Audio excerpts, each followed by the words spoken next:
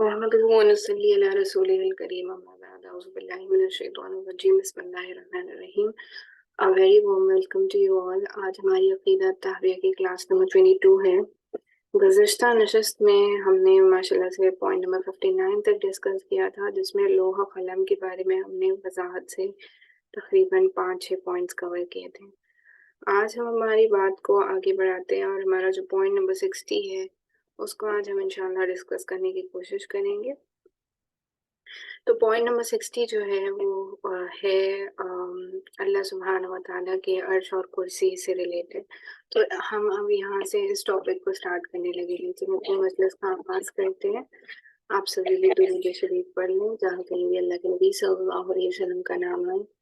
कम से कम सल्लल्लाहु अलैहि वसल्लम कहना लाजमी है। आप कोई भी दुरूद पढ़ सकते हैं, लेकिन सल्लल्लाहु अलैहि वसल्लम कहना लाजमी है, तो पढ़ने का एहतमाम करें। अल्लाहुम्मा सल्ली अला मुहम्मदिन कमा सल्लैता अला इब्राहीम व अला आलि इब्राहीम इन्नका हमीदुम मजीद। अल्लाहुम्मा बारिक अला मुहम्मदिन व अला आलि मुहम्मदिन कमा बारकता अला इब्राहीम व अला आलि इब्राहीम इन्नका हमीदुम मजीद। तो हमारा पॉइंट नंबर 60 है कि the throne and the फुटस्टॉल are realities, यानी अल्लाह सुब्हानहू व तआला का अर्श और उसकी कुर्सी जिसके बारे में बताया जाता वो बरहक है। तो इसकी हम वजाहत देख लेते हैं। अर्श और कुर्सी बरहक है और अल्लाह अज़्ज़ व जल अर्श और गैर अर्श से बेनियाज है, और वो हर चीज़ और जो इसके ऊपर है इस पर अहाता करने वाला है, और इसने मखलूक को अपना अहाता करने से आजिज़ कर दिया है। यानी कि हमें ये बात का दिल से यकीन होना चाहिए कि अल्लाह सुब्हानहू व तआला ने कुरान मजीद में जो अल्लाह ने अपने अर्श के बारे में बताया है, और अल्लाह सुब्हानहू व तआला ने कुरान मजीद की एक आयत में भी फरमाया ना कि अल्लाह सुब्हानहू व तआला अर्श पर अपनी कुर्सी पर मुस्तफ़ीज़ है। तो इसको भी हमारा हमें दिल से यकीन करना है। लेकिन यहाँ पे ये बात बताते चलूँ कि कुरान की दूसरी बहुत सारी आयत में ये भी मौजूद है कि अल्लाह सुब्हानहू व तआला बंदा जब अल्लाह को याद करता है या अल्लाह के नज़दीक होना चाहता है, तो अल्लाह के नबी सल्लल्लाहु अलैहि वसल्लम से अल्लाह ने फरमाया है कि आप कह दीजिए मेरे बंदों से जब वो मुझे याद करते हैं तो मैं उनके करीब होता हूँ, उनकी जो शहरग होती है ना उससे भी ज़्यादा करीब होता हूँ। तो इससे पता ही चला कि अल्लाह सुब्हानहू व तआला अपने मतलब अल्लाह सुब्हानहू व तआला हर चीज़ से बेनियाज है। तो अल्लाह सुब्हानहू व तआला एक जगह महदूद नहीं है। जैसा ये सिर्फ ये अक़ीदा रखना कि अल्लाह सुब्हानहू व तआला अर्श ही पर है और कुर्सी पर ही अल्लाह सुब्हानहू व तआला है, ये भी दुरुस्त नहीं माना गया बड़ों के नज़दीक। क्योंकि इंसान को ये हमेशा तसव्वुर होना चाहिए कि मेरे अल्लाह सुब्हानहू व तआला मेरे तरफ हमेशा मुतवज्जे है, और आप कहीं भी चले जाएँ, कहीं भी छुप जाएँ, अल्लाह सुब्हानहू व तआला हमेशा हमेशा आपको देख रहे हैं।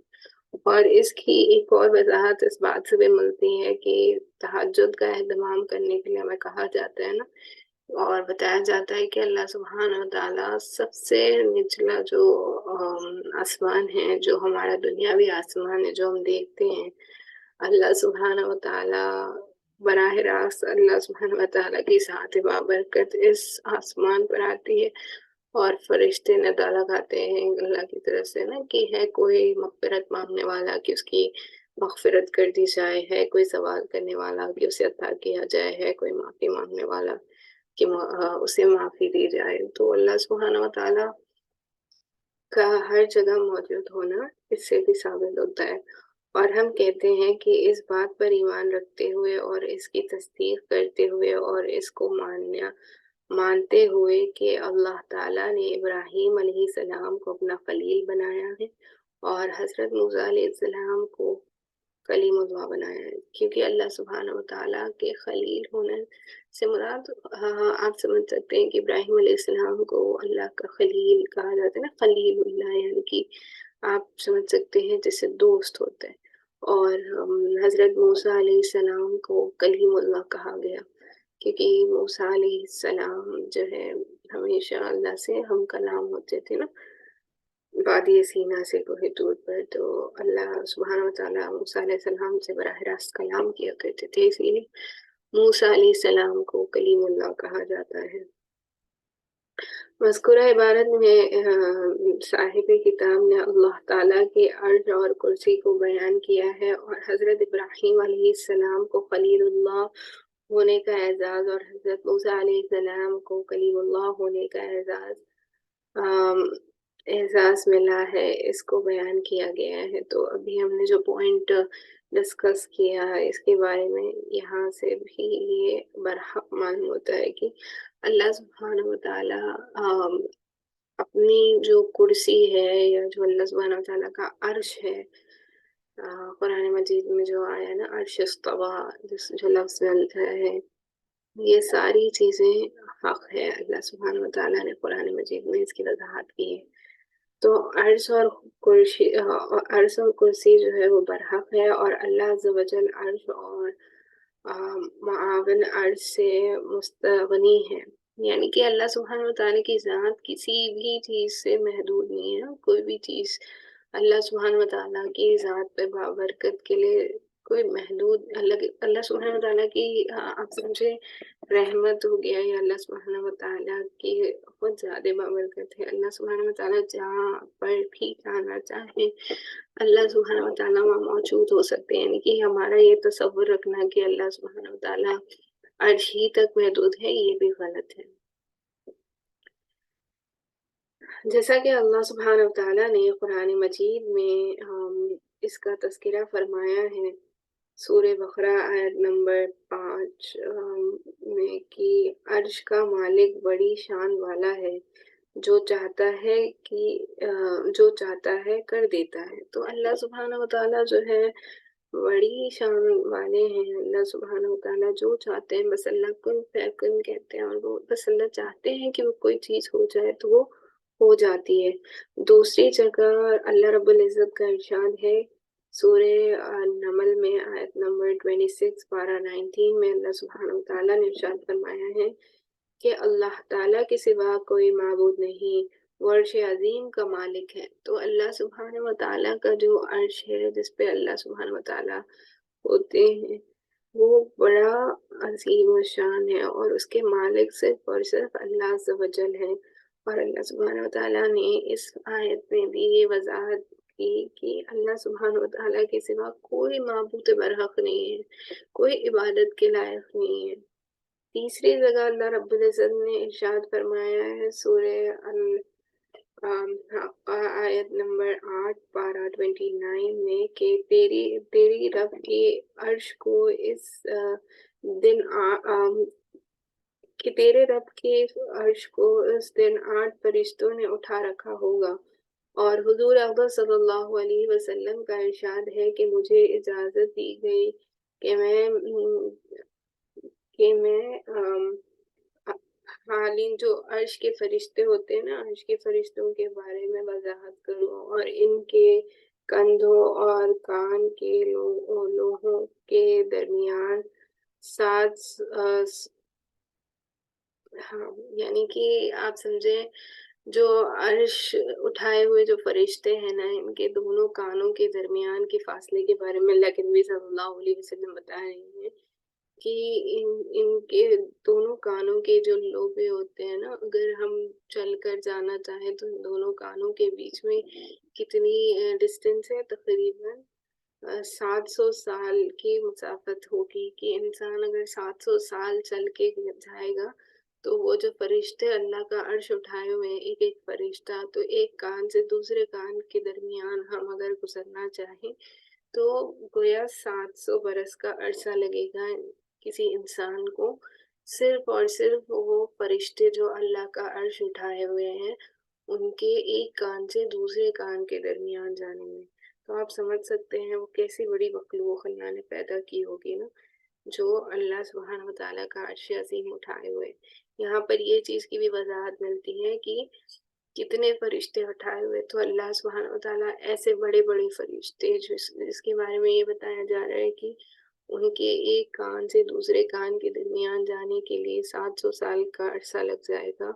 ایسے 8 فرشتے اللہ سبحانہ وتعالیٰ کا عرش عظیم اٹھائے ہوئے ہیں۔ تو ابن حاتم میں ہے کہ کاندھے اور کان کے لوگوں کے درمیان اتنا فاصلہ کہ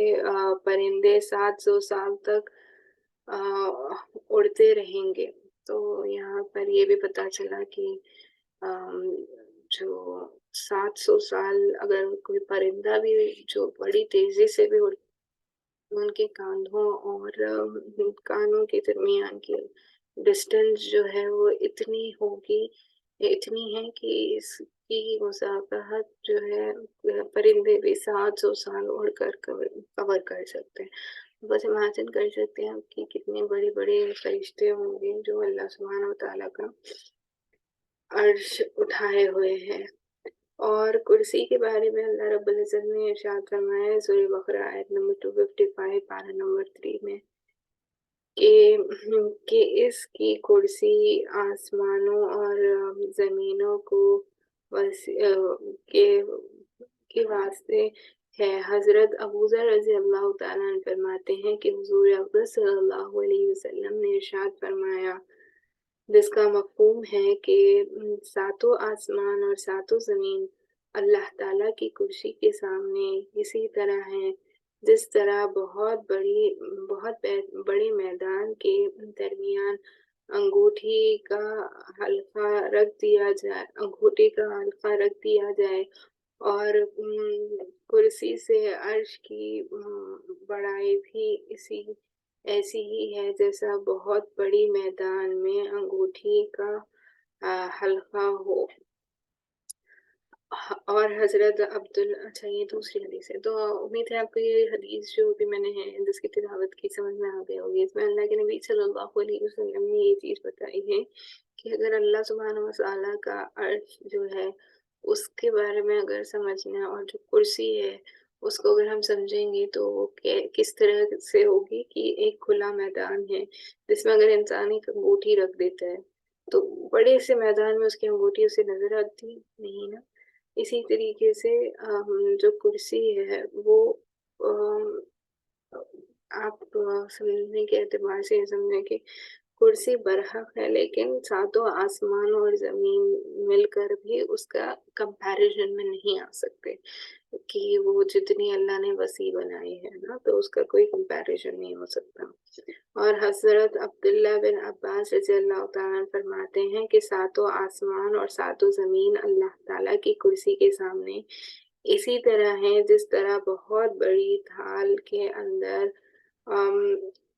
7 درہم رکھ دیے جائیں۔ تو جس طریقے سے ایک بہت بڑی تھال میں اگر آپ 7 درہم جو کوئنز ہوتے ہیں یا کچھ بھی چھوٹی چیز آپ رکھیں تو وہ جیسے بڑی سے تھال میں دکھ کر نہیں آتی ہے، اسی طریقے سے دنیا کی ساتوں آسمان اور ساتوں زمینوں کو اگر اللہ کے کرسی اور عرش کے سامنے کمپیئر کیا جائے تو اس کی کوئی حیثیت نہیں ہے۔ جس طریقے سے بڑی سی تھالی میں درہم نہیں دکھائی دیتے، اسی طریقے سے عرش اور کرسی کے سامنے دنیا کے ساتوں آسمان اور ساتوں زمینیں، اس کی کوئی حقیقت نہیں ہے کمپیریزن کے لیے۔ تو یہاں پہ ہم نیکسٹ پوائنٹ ڈسکس کرنے لگے ہیں کہ اللہ تعالیٰ جو ہے عرش سے مستغنی ہے، لیکن اللہ تعالیٰ عرش اور کرسی اور اس کے علاوہ وہ جو ایسی چیزیں ہیں نا اللہ سبحانہ وتعالیٰ کی ذات سے مستغنی ہیں اور ان کے محتاج نہیں ہیں، یعنی کہ اللہ سبحانہ وتعالیٰ is not dependent on any of these things، یعنی کہ اللہ سبحانہ وتعالیٰ کی ذات بابرکت کے لیے کرسی تک ہی اللہ کی ذات محدود نہیں ہے، کرسی اللہ سبحانہ وتعالیٰ کی نیسیسٹی نہیں ہے کہ اللہ سبحانہ وتعالیٰ کو معاذ اللہ اس چیز کی ضرورت ہے نا، ایسی ہر چیز سے اللہ سبحانہ وتعالیٰ کی ذات بابرکت پاک ہے، یعنی کہ عرش ہو گیا، کرسی ہو گیا، ان سب چیزوں کی اللہ کو ضرورت نہیں ہے، یہ ہے، لیکن آپ یہ نہ تصور کریں کہ they are essential for اللہ سبحانہ وتعالیٰ نا۔ تو یہ بات ہے یہاں پر نوٹ کرنے کی۔ اور اللہ تعالیٰ ہر چیز کا اللہ سبحانہ وتعالیٰ ہر چیز کا ہر جانب سے احاطہ کرنے والا ہے، اور اللہ سبحانہ وتعالیٰ تمام مخلوقات پر غالب ہے، جیسا اللہ رب العزت نے ارشاد فرمایا ہے سورہ انعام میں آیت نمبر 18 میں پارہ 7 میں، اور وہ اپنے بندوں پر غالب ہے، اور اللہ تعالیٰ نے مخلوق کو اپنے احاطے سے عاجز کر دیا ہے، کیونکہ اللہ تعالیٰ وراء الذات ہے، اس کی عظمت اور بلندی اور قدرت تک کسی کی رسائی ہو ہی نہیں سکتی۔ تو بے شک اللہ سبحانہ وتعالیٰ کی ذات بابرکت اتنی بلند بالا ہے کہ اللہ سبحانہ وتعالیٰ کی ذات بابرکت تک کوئی جو ہے اس مقام تک نہیں پہنچ سکا سوائے ہمارے اللہ کے نبی صلی اللہ علیہ وسلم کی ذات بابرکت کے نا، کہ براہ راست جب معراج نبی صلی اللہ علیہ وسلم کا واقعہ ہے پیش آیا ہے، ہم نے ڈسکس کیا تھا پچھلے پوائنٹ میں کہ اللہ سبحانہ وتعالیٰ نے اپنے عرش پر اللہ کے نبی صلی اللہ علیہ وسلم کو بلایا، جہاں پر فرشتوں کو بھی آنے کی اجازت نہیں تھی، سدرۃ المنتہا کے آگے کسی فرشتے کو آنے کی اجازت نہیں ہے نا، وہاں سے اس سے آگے بھی اللہ کے نبی صلی اللہ علیہ وسلم کو جانے کا اور پھر اللہ سبحانہ وتعالیٰ سے ملاقات کی بھی ارشادات ملتے ہیں، تو گویا یہ ہمارے نبی صلی اللہ علیہ وسلم ہی کی عظمت ہے جو اس کے علاوہ کسی اور کو حاصل نہیں کہ اللہ سبحانہ وتعالیٰ کی اس عرش تک کوئی پہنچ سکا۔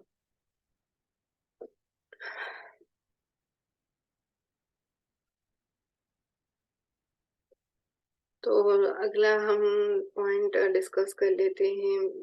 کہ یہاں پر تھوڑی وضاحت سے اس بات کے بھی بارے میں بتایا گیا ہے کہ جو ابراہیم علیہ السلام اور موسیٰ علیہ السلام کو جو اللہ کی طرف سے یعنی کہ جو لقب دیے گئے ہیں اور جو اللہ سبحانہ وتعالیٰ کا ابراہیم خلیل اللہ اور موسیٰ کلیم اللہ کے ساتھ جو رب تھا اس کے بارے میں بتایا گیا ہے، تو اس کو بھی ہم انشاءاللہ ڈسکس کر لیتے ہیں۔ یہاں سے امام طحاوی رحمۃ اللہ علیہ ہمیں فرما رہے ہیں کہ جن کا عقیدہ یہ ہے کہ اللہ تعالیٰ نے ابراہیم علیہ السلام کو اپنا خلیل نہیں بنایا، کیونکہ خلیل کمال محبت کا نام ہے، اور جو جانب سے اور جو جانب سے محبت کا تقاضا کرتی ہے، اور محبت اور محبوب کے درمیان مناسبت کا ہونا ضروری ہے، کیونکہ اللہ تعالیٰ قدیم ہے اور ابراہیم علیہ السلام مخلوق ہے، تو قدیم اور محدث کے درمیان کچھ مناسبت نہیں ہو سکتی۔ تو یہاں پر یہ بہت وضاحت سے بتایا جا رہا ہے کہ ابراہیم علیہ السلام کو خلیل اللہ کیوں کہا جاتا ہے۔ خلیل اسے کہتے ہیں جو ایز اے فرینڈ بھی ہوتا ہے اور جس کے ساتھ لو اینڈ افیکشن والی فیلنگ بھی ہوتی ہے نا، اس کو خلیل کہا جاتا ہے۔ تو یہاں پر جو لوگ یہ عقیدہ رکھتے ہیں کہ اللہ کی نبی ابراہیم علیہ السلام جو تھے وہ خلیل اللہ نہیں ہیں، تو یہ غلط عقیدہ ہے۔ کیونکہ اللہ سبحانہ وتعالیٰ کی ذات بابرکت تو اللہ کی ذات ہے، لیکن اللہ کے یہ جو بندے تھے ابراہیم علیہ السلام، آپ اگر ابراہیم علیہ السلام کی زندگی کے بارے میں پڑھیں گے تو آپ کو اتنے واقعات ملیں گے جس میں آپ کو یہ ملے گا کہ اللہ سبحانہ وتعالیٰ کی رضا کے لیے کسی نہ کسی چیز کو آپ نے غالب آنے نہیں دیا، یعنی کہ سب سے اوپر ہم ہمیشہ سنتے ہیں نا جب بقرعید کا موقع آتا ہے، حتیٰ کہ اپنی اتنی مشکل سے جو اللہ نے انہیں اولاد عطا کی تھی بڑی مدت کے بعد، اسماعیل علیہ السلام جو پیدا ہوئے تھے، حتیٰ کہ جب انہیں خواب میں یہ نظر آنے لگا کہ ابراہیم علیہ السلام کو ذبح کر رہے ہیں، تو انہوں نے اس چیز کی پرواہ نہ کی کہ میں اپنے اتنے چہیتے بیٹے کو کیسے ذبح کر دوں، بلکہ جب انہیں یہ پتا چل گیا کہ اللہ کا یہ حکم ہے تو پھر انہوں نے ہر چیز کو قربان کرنے کے لیے وہ ہمیشہ راضی رہے۔ تو اس سے پتا چلتا ہے کہ ان کے دل میں سب سے زیادہ محبت جو ہے اللہ کی تھی نا، انہوں نے اللہ سے یہی جب وہ ابراہیم علیہ السلام اسماعیل علیہ السلام کو ذبح کرنے لگے تھے بتایا جاتا ہے کہ کچھ ارشادات کے مطابق کہ انہوں نے اللہ سبحانہ وتعالیٰ کی طرف متوجہ ہو کے کہا کہ اے اللہ سبحانہ وتعالیٰ، کیا آپ یہ سمجھتے ہیں کہ مجھے اسماعیل سے زیادہ محبت ہے؟ نہیں، مجھے آپ ہی سے سب سے زیادہ محبت ہے، اور جو آپ کا ارشاد ہے میں اس کے کبھی خلاف نہیں کروں گا، اور جو آپ کی خوشنودی کا سبب بنے گا وہ میں سب سے پہلے آگے بڑھ کر کروں گا نا۔ تو وہ اپنے بیٹے کو ذبح کرنے کے لیے بالکل تیار ہو گئے اور ذبح کرنے لگے۔ تو اس سے پتہ چلا کہ اتنی محبت تھی، اور بھی ایسے بہت واقعات ہیں جس سے یہ وضاحت سے ملتا ہے کہ ابراہیم علیہ السلام کو اللہ سبحانہ وتعالیٰ سے بے انتہا محبت تھی، تو اللہ سبحانہ وتعالیٰ کے معاملے میں کبھی وہ کسی اور کو آگے آنے نہیں دیتے تھے، نا کسی بھی چیز کو اللہ کی محبت پر غالب نہیں ہونے دیتے تھے۔ اور اسی طرح اللہ تعالیٰ نے موسیٰ علیہ السلام سے ہم کلام ہونے کا بھی جو انکار کرتے ہیں، موسیٰ علیہ السلام اللہ سبحانہ وتعالیٰ سے کیسے ہم کلام کر سکتے ہیں؟ آپ یہ بات یہاں پر نوٹ کریں کہ اللہ سبحانہ وتعالیٰ نے جو اللہ کے نبی گزرے، جو بہت سارے نبیوں کا ہم تذکرہ کر رہے ہوتے ہیں، ان میں سے اگر آپ قرآن مجید میں دیکھیں گے تو جگہ جگہ آپ کو بہت جگہ آپ دیکھیں گے کہ اللہ کے نبی موسیٰ علیہ السلام کا ریفرنس لے کر بہت ساری آیتوں میں اللہ نے بہت ساری چیزیں ایکسپلین کی ہیں۔ تو موسیٰ علیہ السلام کا نام بہت بار آتا ہے قرآن مجید میں نا۔ دوسرے نبیوں کے مقابلے میں سب سے زیادہ آنے والا نام جو قرآن مجید میں ملے گا وہ موسیٰ علیہ السلام کا نام ہے۔ اور موسیٰ علیہ السلام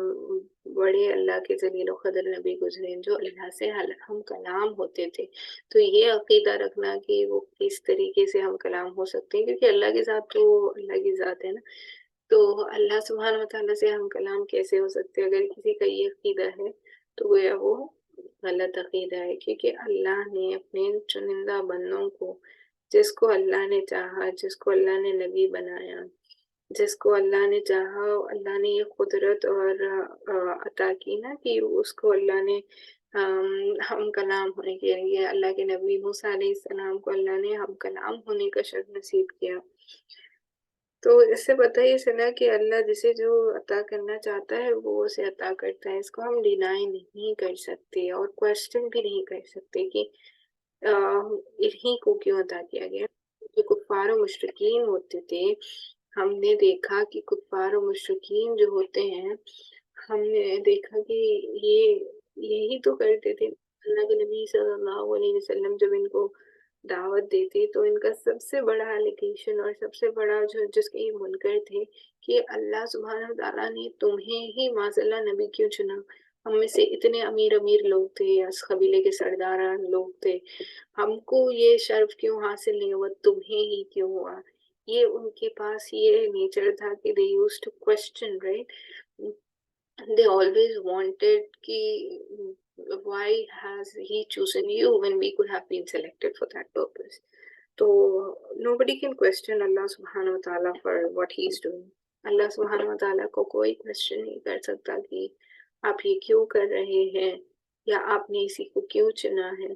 جیسے اللہ سبحانہ وتعالیٰ جو عطا کرنا چاہے وہ اللہ کی مرضی ہے۔ نبیوں میں بھی اللہ نے الگ الگ نبیوں کو الگ الگ طریقے کی خوبیاں عطا کی، ہر نبی کی الگ الگ شان گزری۔ تو اللہ کے جو نبی گزرے، ہمارا عقیدہ یہ ہونا چاہیے جو ہمیں ملتا ہے وہ یہ ہے کہ ہم جیسے ایمان مجمل، ایمان مفصل پڑھتے ہیں نا، تو ہمارا اہم عقیدہ یہ ہونا چاہیے کہ جو اللہ نے کتابیں اتاری ہیں ان ساری کتابوں پر اللہ کے جو فرشتوں کا ذکر آتا ہے قرآن مجید میں اور احادیث میں، تمام فرشتوں پر، تمام نبیوں پر جو اللہ کے نبی صلی اللہ علیہ وسلم سے پہلے آئے، تمام کے تمام پر ایمان رکھنا ہمارا عقیدے کا اہم حصہ ہے۔ یہاں پر ایمان رکھنے سے مراد یہ ہے کہ ان کے ہم منکر نہیں ہو سکتے، ان کے بارے میں جو باتیں بتائی جا رہی ہیں جیسے موسیٰ کلیم اللہ ہے اور ابراہیم خلیل اللہ ہے، تو ہم یہ ڈینائی نہیں کر سکتے کہ یہ کیسے کلام کر سکتے تھے، کوشچن نہیں کر سکتے آپ، اور اس پہ آپ کو طنز کرنے یا کوشچن کرنے کے لیے منع کیا گیا۔ اور عقیدہ آپ کا یہ ہونا چاہیے کہ اللہ نے بتا دیا تو برحق ہوگا۔ یہ ہمارا صحیح عقیدہ ہونا چاہیے۔ اور موسیٰ علیہ السلام مخلوق اور محدث ہیں، اور تو قدیم اور مخلوق کے درمیان کچھ مناسبت نہیں، تو ان میں کلام کیسے ہو سکتا ہے؟ تو جو معتزلہ تھے، جو رد کرتے ہیں ہمیشہ، جو خلاف کرتے ہیں، وہ ان کا یہ الیگیشن تھا کہ موسیٰ علیہ السلام تو مخلوق ہے نا، اللہ کی بنائی ہوئی مخلوق ہے، اور مخلوق خدا سے کیسے کلام ہو سکتی ہے۔ ان کا یہ ماننا تھا کہ کوئی بھی انسان اللہ سے ہم کلام نہیں ہو سکتا۔ نارملی تو کسی بھی سیناریو میں ہم یہی سمجھتے ہیں کہ کوئی ہم کلام نہیں ہو سکتا، رائٹ؟ لیکن ہمارا عقیدہ یہ ہونا چاہیے کہ اللہ اگر چاہے تو ہو سکتا ہے۔ اللہ سبحانہ وتعالیٰ جس کو جو پاورز عطا کرنا چاہے وہ اللہ کر سکتا ہے، اور اگر اللہ سبحانہ وتعالیٰ نے کسی کو کسی پرپس کے لیے چوز کر لیا ہے اور اسے وہ چیز عطا کی ہے، ہم اس کو ڈینائی نہیں کر سکتے۔ کیوں؟ کیونکہ اللہ سبحانہ وتعالیٰ کی مرضی ہے نا، اللہ نے جسے چننا تھا، جس چیز کو اللہ نے عطا کرنے کا ارادہ کیا تھا، وہ اللہ سبحانہ وتعالیٰ یہ اللہ نے جو ارشاد کیا، جو اللہ نے چاہا وہ اللہ نے کیا، اس پر ہمارا یقین ہونا چاہیے۔ تو جو رد کرنے والے جو فریقین گزرے ہیں، وہ ان کے بارے میں ان کا یہ رد تھا کہ قرآن بھی اس کو رد کرتا ہے، کیونکہ اللہ رب العزت کا ارشاد ہے۔ وہ ریفرنس کس چیز کا دے رہے تھے کہ قرآن مجید میں یہ جو آیت ہے جس میں اللہ سبحانہ وتعالیٰ نے سورہ نساء میں آیت نمبر 25 پارہ نمبر 5 میں فرمایا ہے کہ اس نے اتباع کی دین ابراہیم کی جو ایک ہی طرح کا تھا، اور اللہ تعالیٰ نے حضرت ابراہیم علیہ السلام کو خلیل بنایا، اور حضرت موسیٰ علیہ السلام کے بارے میں اللہ رب العزت نے ارشاد فرمایا ہے سورہ نساء میں آیت نمبر 143 میں پارہ نمبر 6 میں کہ اور اللہ سبحانہ وتعالیٰ نے حضرت موسیٰ علیہ السلام سے ہم کلام ہوئے ہیں، اور جہیم کا رد حدیث مبارکہ یہ جو متزلہ ہو گئے، یہ جو رد کرنے والے جو فرقے ہو گئے نا، کہ جو اللہ سبحانہ وتعالیٰ کی آیتوں میں سے بھی چیزوں کو انکار کرنے والے ہیں۔ اب کوئی انسان اگر قرآن مجید کی کوئی ایک بھی آیت کا انکار کر دیتا ہے تو گویا پھر اس کا عقیدہ نہ صحیح ہے، وہ گویا ایمان ہی پر نہیں ہے نا، کیونکہ قرآن مجید کی ہر آیت میں جو اللہ نے فرمایا ہے اس کو برحق ماننا ہمارا اہم عقیدہ ہے، اور اس پر ہمارا ایمان ہونا چاہیے کہ اللہ سبحانہ وتعالیٰ نے جو بھی ارشاد فرمایا یہ اللہ سبحانہ وتعالیٰ کی برحق ہے، یہ ہر چیز برحق ہے نا۔ تو یہ جو لوگ تھے جو متزلہ فرقے کے مانے جاتے ہیں، آج بھی کچھ لوگ ہیں جو منکر حدیث ہیں، جو احادیث کو نہیں مانتے۔ بہت سارے لوگ منکر قرآن کی بہت ساری آیتوں کے منکر ہوتے ہیں، یا پھر وہ اس طریقے سے آیت کی تشریح کرتے ہیں جو according to their own convenience, according to their own, مطلب جو ان کی بلیف ہے اس کو پروف کرتے ہیں وہ قرآن کی آیتوں سے، جس کا اگر آپ اوتھینٹک ٹرانسلیشن اور تفسیر دیکھیں گے تو اس کے برعکس ہوتا ہے۔ تو اس طریقے سے قرآن کی آیتوں میں رد و بدل کرنے سے مراد عربک والی آیتوں میں تو کوئی رد و بدل نہیں کر سکتا، اللہ سبحانہ وتعالیٰ نے اس کو محفوظ کر دیا ہے، کوئی قرآن مجید کسی بھی آیت میں کوئی تبدیلی نہیں لا سکتا۔ لیکن میں جو بات کہہ رہی ہوں وہ اس حوالے سے ہے کہ جو ترجمہ اور ٹرانسلیشن ہوتا ہے نا، اس کو اپنے ان اکارڈنس بہت سارے ایسے لوگ گزرے جنہوں نے اس میں تبدیلی کی ہے کہ جو اصل معنی ہوتا ہے اس سے ہٹ کر کے اپنے حساب سے جو بھی ان کا فرقہ ہے یا جو ان کا ماننا ہے یا جو ان کے قائل ہے،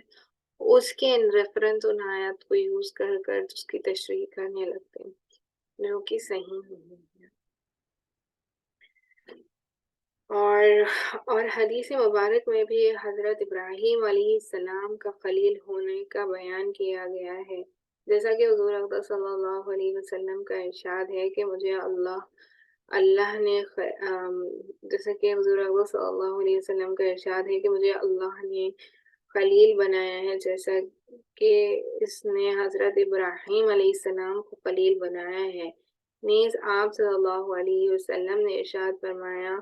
اگر میں نے زمین والوں میں سے کسی کو خلیل بنانا ہوتا تو حضرت ابوبکر صدیق کو خلیل بناتا، لیکن میں تو اللہ کا خلیل ہوں۔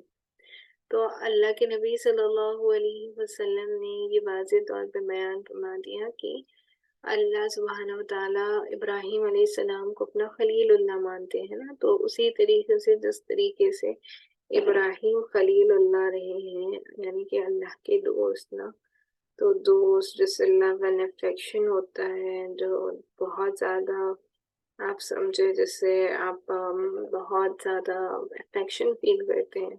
اس کے لیے خلیل کا لفظ استعمال کیا جاتا ہے۔ تو اللہ کے نبی صلی اللہ علیہ وسلم نے اس حدیث مبارک میں بھی یہ واضح طور پہ فرمایا کہ جس طریقے سے ابراہیم علیہ السلام اللہ کے خلیل اللہ رہے ہیں، مجھے بھی اللہ نے اپنا خلیل بنایا ہے، یعنی کہ اللہ کا دوست بھی ہے، اللہ کے حبیب بھی ہے۔ اللہ کے نبی صلی اللہ علیہ وسلم کو حبیب اللہ کہا جاتے ہیں، چہیتے، سب سے چہیتے ہیں نا اللہ کے نبی صلی اللہ علیہ وسلم، تو اللہ کے خلیل بھی ہیں۔ اس کی واضح طور پر اللہ کے نبی صلی اللہ علیہ وسلم نے اس حدیث مبارکہ میں بتائی، اور یہ بھی بتایا کہ اگر مجھے دنیا میں کسی کو خلیل بنانا ہوتا ہے، یعنی کہ اپنا دوست بنانا ہوتا، جس سے مجھے سب سے زیادہ اللہ کا افیکشن ہوتا، تو وہ میں کسے بناتا؟ ابو بکر صدیق رضی اللہ تعالیٰ عنہ کو۔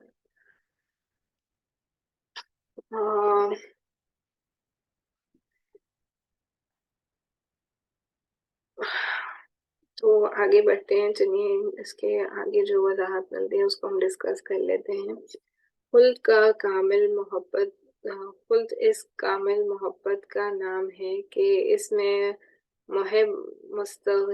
مستغرق ہونے ہو جاتا ہے۔ باقی اللہ تعالیٰ کی محبت اور خلد کی کیفیت معلوم نہیں کہ وہ کس طرح ہے، کیونکہ لیس کمثلہ شیء، اللہ سبحانہ و تعالیٰ کے جیسا تو کوئی اور شے ہے نہیں۔ جس طرح اللہ سبحانہ و تعالیٰ کے لائق کی کون سی چیز اللہ سبحانہ و تعالیٰ کے لائق، تو جس طرح اللہ تعالیٰ کے لائق ہے، جیسا کہ اللہ تعالیٰ کی دوسری صفات کما یلیق، یعنی کہ بے مثال ہے نا، اللہ سبحانہ و تعالیٰ کی ذات بابرکت تو اتنی بے مثال ہے کہ اللہ سبحانہ و تعالیٰ کے کمپیریزن میں کوئی چیز نہیں ہے، there's nothing اللہ سبحانہ و تعالیٰ۔ اور اللہ سبحانہ و تعالیٰ جس سے محبت کرے اس کو بھی اس سے محبت ہو جاتی ہے نا، اسی لیے ہمیشہ یہ فرمایا جاتا ہے نا کہ انسانوں کو بھی چاہیے کہ اللہ کو خوش کرنے والے اعمال کیا کریں۔ بہت امید ہے کہ آپ اگر نیک اعمال کریں گے تو اللہ سبحانہ و تعالیٰ بھی آپ کی طرف متوجہ ہوں گے۔ جب اللہ سبحانہ و تعالیٰ کی برکت اور یعنی کہ اللہ سبحانہ و تعالیٰ کی ذات بابرکت آپ کی طرف متوجہ ہوگی، تو فرشتے بھی جس سے اللہ محبت کرنے لگتا ہے نا، پھر تمام فرشتے بھی اس کے لیے دعائیں کرنے لگتے ہیں اور ان کو بھی اس سے محبت ہو جاتی، جیسے کہ اللہ فرماتے ہیں نا کہ مجھے فلاں بندے سے محبت ہے، کیونکہ اللہ کو وہ بندہ پسند آ جاتا ہے اس کے نیک اعمال کی وجہ سے، تو پھر فرشتے بھی یہ کہتے ہیں کہ اللہ کو یہ بندہ پسند ہے، اللہ کو اس سے محبت ہے، تو ہمیں بھی اس سے محبت ہے اللہ کی وجہ سے نا، تو وہ بھی اس کے حق میں دعائیں کرنے لگتے ہیں۔ اور انشاءاللہ کچھ دنوں میں رمضان المبارک کا مہینہ آنے والا ہے۔ رمضان المبارک میں تو جو سمندر کی مچھلیاں ہوتی ہیں وہ تک روزے داروں کے لیے دعائیں کر رہی ہوتی ہیں، تو فرشتے بھی دعائیں کر رہے ہوتے ہیں، تو بڑا بابرکت مہینہ آنے والا ہے۔ اللہ سبحانہ و تعالیٰ سے یہ دعا ہے کہ اللہ سبحانہ و تعالیٰ ہم سب کو اس مہینے کی قدردانی کرنا نصیب فرمائے، آمین۔ تو امام طحاوی رحیم پر قارت کرتے ہوئے فرماتے ہیں کہ ہم تو اس کے قائل ہیں کہ اللہ تعالیٰ نے حضرت ابراہیم کو خلیل اللہ بنایا ہے،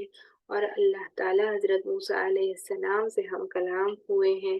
اس پر ہمارا ایمان ہے، ہم اس کی تصدیق کرتے ہیں اور اس کو تسلیم بھی کرتے ہیں۔ تو اصل عقیدہ اور صحیح چیز کیا ہے؟ اس چیز کو دل سے ماننا کہ ابراہیم علیہ السلام اللہ کے خلیل اللہ ہیں، اور موسیٰ علیہ السلام اللہ کے کلیم اللہ ہیں، ان کے اللہ سبحانہ وتعالیٰ نے جیسے چاہا موسیٰ علیہ السلام کو یہ قوت دی کہ وہ اللہ کے نبی اللہ سے ہم کلام ہو سکے. تو یہ اہم چیز ہے جس کے بارے میں یہاں پر تذکرہ ملتا ہے ہمیں. تو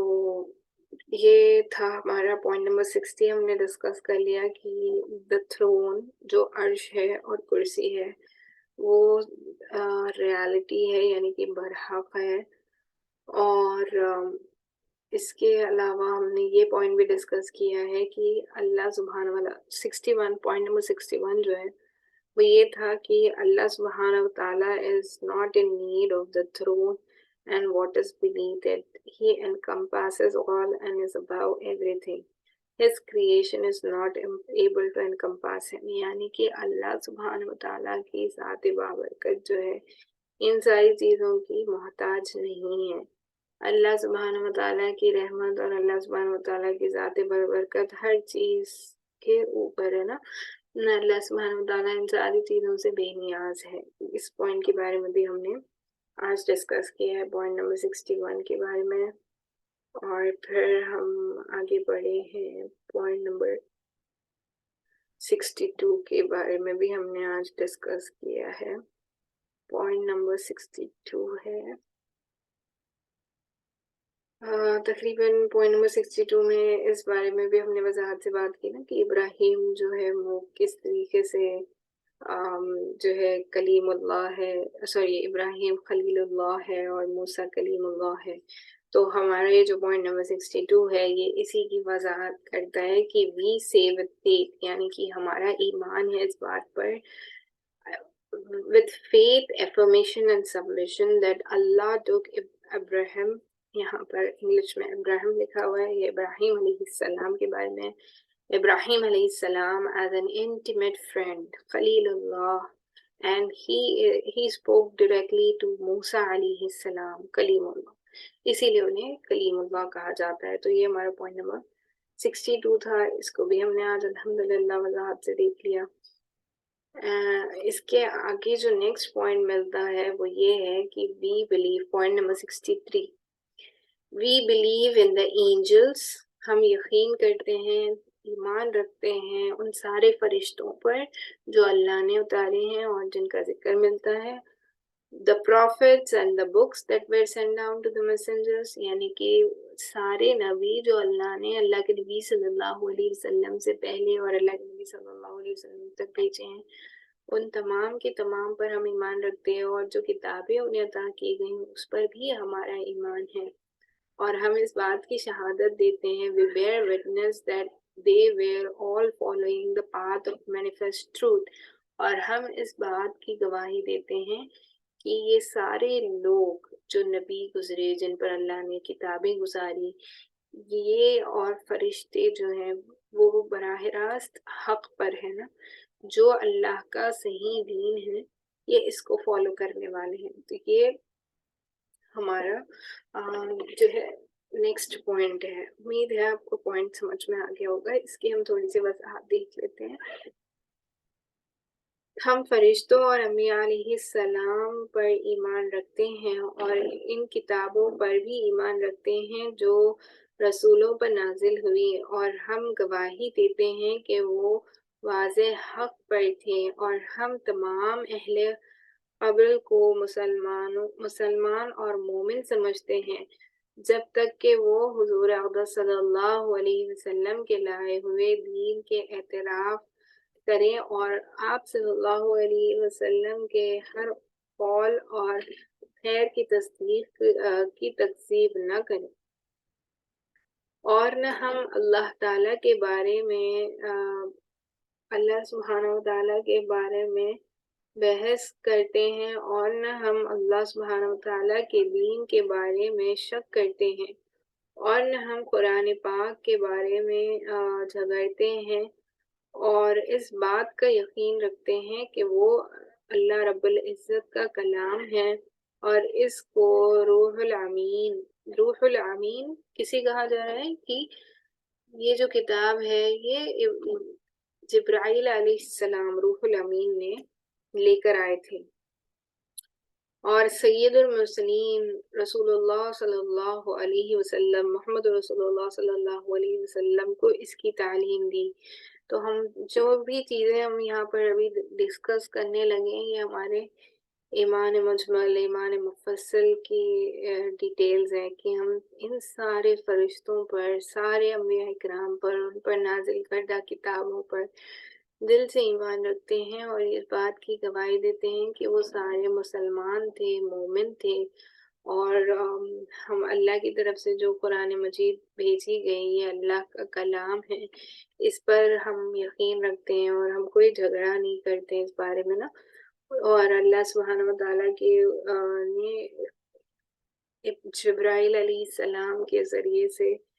اللہ کے نبی صلی اللہ علیہ وسلم کے اوپر اس کلام کو نازل فرمایا ہے۔ اس بات کا بھی ہمارا یقین ہے۔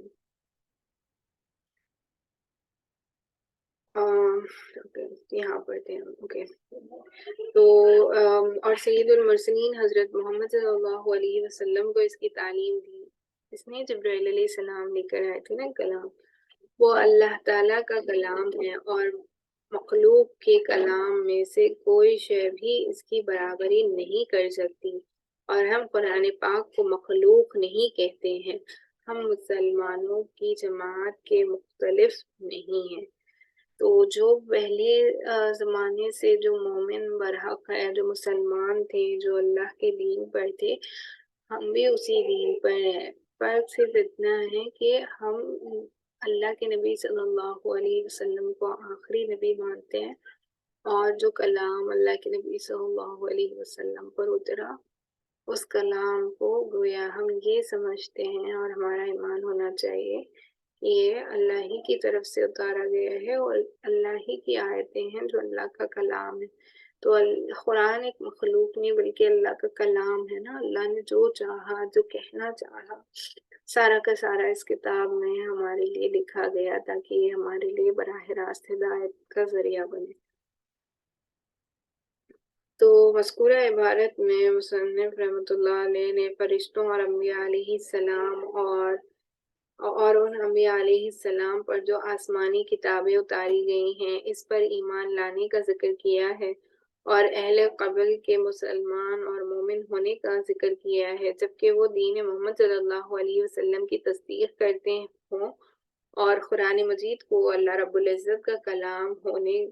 کو واضح طور پر مانتے ہوں،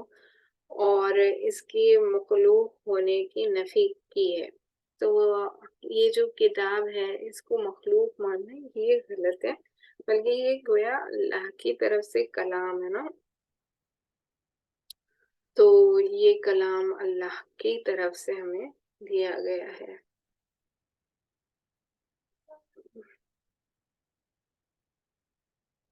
چلیں آج ہم ہماری کلاس کو یہیں پر مکمل کر لیتے ہیں، کیونکہ آج میں نے اسٹارٹ بھی لیٹ کیا، اور یہ اس کے آگے والا پوائنٹ کافی لانگ ہے، تو it will take a lot of time. ہاں، اللہ سبحانہ وتعالیٰ سے یہ دعا ہے کہ جو پڑھا گیا، جو سنا گیا، جو کہا گیا، امید ہے آپ کو وہ سمجھ میں آیا ہوگا۔ تقریباً آج ہم نے 3 سے 4 پوائنٹس کور کیے ہیں کم ٹائم میں بھی، لیکن امید ہے کہ آپ کو جو سمجھانے کی کوشش کی ہے میں نے وہ سمجھ میں آ گیا ہوگا۔ تو ہم نے پوائنٹ نمبر 63 تک آج کور کیا ہے، ہاف پوائنٹ کور ہوا ہے انشاءاللہ۔ اسی کو ہم اگلی نشست میں کنٹینیو کر لیں گے۔ بس اللہ سبحانہ وتعالیٰ سے یہ دعا ہے کہ ہم نے جو پڑھا، جو سنا، جو کہا گیا، اس پر ہم سبھی کو عمل کرنے کی توفیق عطا فرمائے، اور اس کو ہم سب کے لیے نجات کا ذریعہ بنائے۔ آخر الدعوانا الحمد للہ رب العالمین۔ سبحان اللہ وبحمدہ، سبحانک اللہم وبحمدک، ونشہد ان لا الہ الا انت، نستغفرک ونتوب الیک۔ سبحان ربک رب العزت عما یصفون، وسلام علی المرسلین، الحمد للہ رب العالمین۔ ایک ضروری چیز جو میں بتانا چاہوں گی، اگلی نشست جو ہے وہ آپ بہت مناسب ہوگا کہ آپ ریکارڈنگ سن لیں، کیونکہ میں اس کو ایسٹرن اسٹینڈرڈ ٹائم سے ہمارے مارننگ میں جو ریگولر ٹائم پہ آپ کے لیتی ہوں، یہی ٹائم پر لے رہی ہوں گی، لیکن کیونکہ رمضان مبارک کا وقت ہوگا تو شاید آپ کو تراویح کی وجہ سے اس کو لائیو اٹینڈ کرنے کا موقع نہ ملے۔ تو میں ڈیوریشن بالکل کم کر دوں گی، جو 1 hour کی ہوتی تھی اس کو میں تقریباً 25 to 30 minutes ریمائنڈ اپ کر دوں گی انشاءاللہ، تاکہ رمضان مبارک میں آپ کو ریکارڈنگ کو گو تھرو ہونے کے لیے زیادہ ٹائم نہ لگے۔ تو بس میں چاہتی ہوں کہ سلسلہ نہ رکے، تو انشاءاللہ میں بس ریکارڈنگ ڈال دیا کروں گی، آپ اس کو سن لیا کریں تاکہ سلسلہ مس نہ ہو۔ میں انشاءاللہ اللہ سبحانہ وتعالیٰ سے یہ دعا ہے کہ ہم تمام کو رمضان المبارک کے روزے رہنے اور اس کی صحیح معنی میں قدردانی کرنا نصیب فرمائے، آمین یا رب العالمین۔ وآخر دعوانا الحمد للہ رب العالمین، سبحان اللہ وبحمدہ، سبحانک اللہم وبحمدک، نشہد ان لا الہ الا انت، نستغفرک ونتوب الیک۔ سبحان ربک رب العزة عما یصفون، وسلام علی المرسلین، والحمد للہ رب العالمین۔